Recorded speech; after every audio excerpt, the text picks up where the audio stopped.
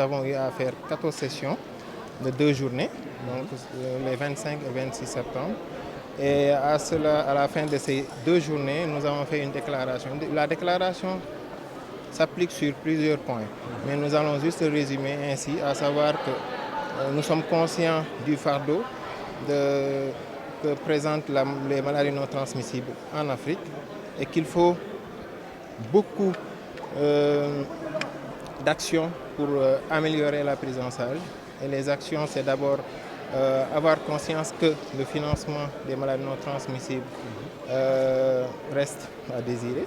Donc il va falloir qu'on augmente ce financement-là, surtout pour la prévention, comme vous l'avez vu dans l'un des panélistes qui expliquait que moins de 1% du financement des maladies non transmissibles s'applique au niveau de la prévention. Donc ce qui amène à dire qu'il faut augmenter ce financement-là sur la prévention.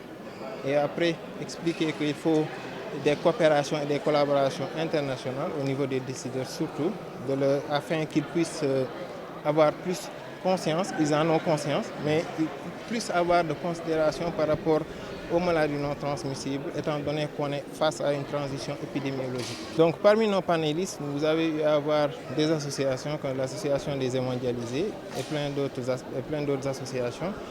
Donc à ce sens, la société civile fait ce qu'on appelle une plaidoirie. Et la plaidoirie allant vers la réduction du prix de la dialyse, etc. Donc tout cela rentre dans la prise en charge de la prévention, mais surtout de la prise en charge globale, que ce soit la prévention primaire ou bien secondaire des maladies non transmissibles.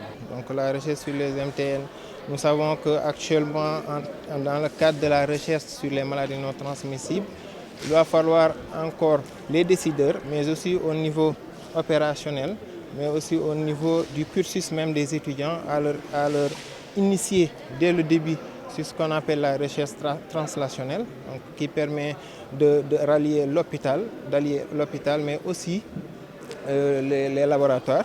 Et c'est ça qui va permettre en quelque sorte d'avoir ce qu'on appelle un monitoring sur certaines maladies non transmissibles, parce que l'essentiel c'est de pouvoir travailler sur des maladies qui ont une morbidité, une morbimortalité remarquable au sein de l'Afrique.